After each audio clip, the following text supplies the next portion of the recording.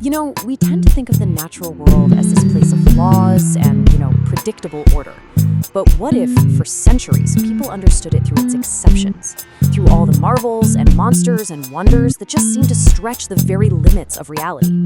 Today, we're diving into a time when wonder wasn't just a feeling, it was actually the key to understanding nature itself.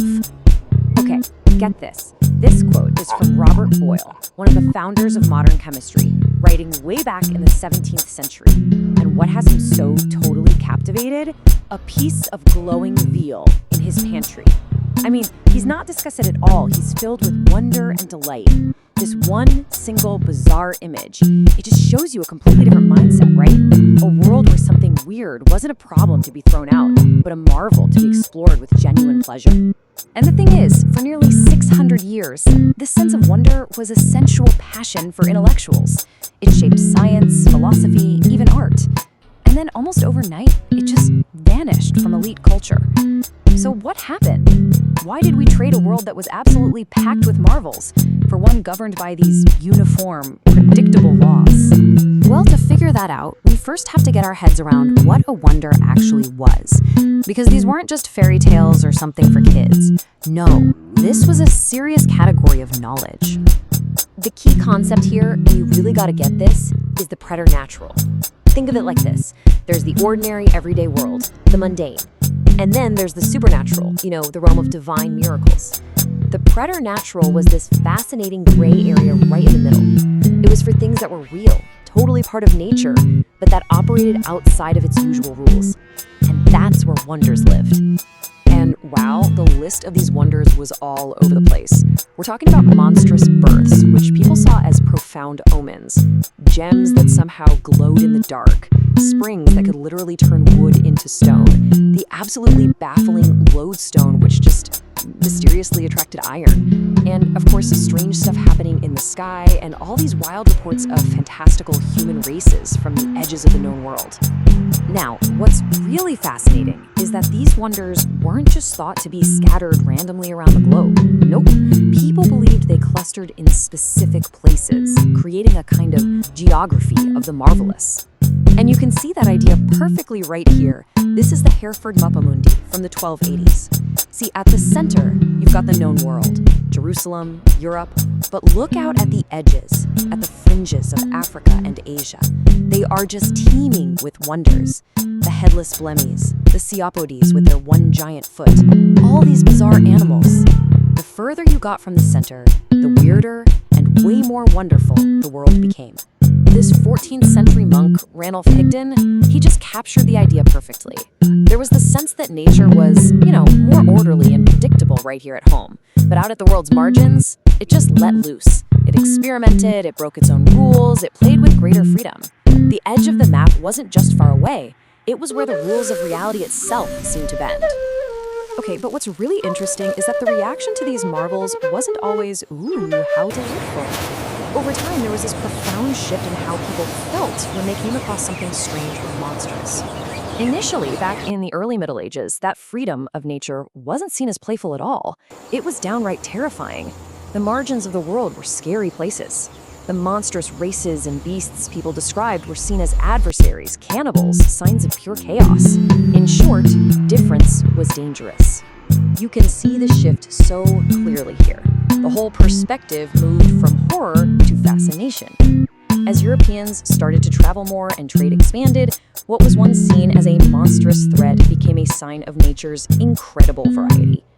For example, the dog-headed cynocephaloid went from being depicted as these savage beasts you should be afraid of to being shown as exotic but totally civilized beings you could admire.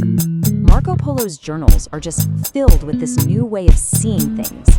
Just listen to how he describes a kingdom in India. He's not scared at all. He's in awe. He's marveling at the beauty and the novelty of it all.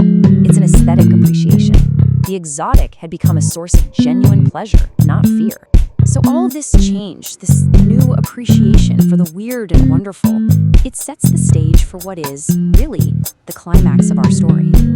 For a brief, brilliant moment in time, this passion for wonder wasn't just for travelers and collectors.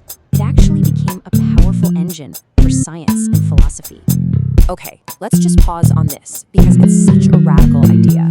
In the 17th century, huge thinkers like Francis Bacon and René Descartes completely reframed wonder.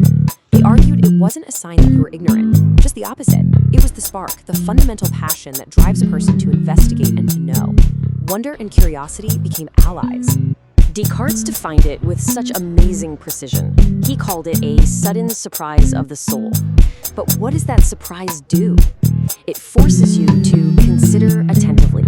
In other words, wonder grabs your focus. It's a feeling that literally kickstarts your brain into investigation mode. Boyle felt it with his glowing meat, and that feeling immediately launched him into trying to figure it out. But this golden age, well, it didn't last. The intellectual culture of the Enlightenment brought on this dramatic, swift reversal, and wonder just fell from its pedestal. So how on earth did the ultimate passion of inquiry become a mark of ignorance? And the change was just stark. What the 17th century saw as the fuel for inquiry, the Enlightenment dismissed as a sign of ignorance. See, the new goal was to create a world governed by predictable, universal laws. And wonder, with its obsession with bizarre exceptions, became the enemy of that whole project. The marvelous was suddenly seen as vulgar, childish, and something for the uneducated masses who were just easily tricked. Yeah, the Enlightenment was all about championing reason, order, and, decorum. And wonder was seen as the ally of everything they were fighting against, this so-called unholy trinity. Enthusiasm, getting too worked up about something, superstition, believing things without a good reason, and an untamed imagination. These were seen as the enemies of clear, rational thought, and because wonder was tied to all three, it had to go. But you have to ask, was something important lost in this great reversal? The philosopher Michel Foucault certainly thought so. His call for a new age of curiosity is really a call to break free from these rigid categories, to find the strange in the familiar, and to value that raw passion for knowing, a passion that wonder once embodied so powerfully. And that really brings us to a final thought. In a world that seems so thoroughly explained, have we lost our capacity for that dizzying, investigative kind of wonder? Or have we just changed where we find it? Maybe we're not looking to monstrous races at the edge of a map anymore, but to the quantum realm, the deep cosmos, or even the complexities of our own consciousness. So I'll leave you with this. What in your world is still preternatural?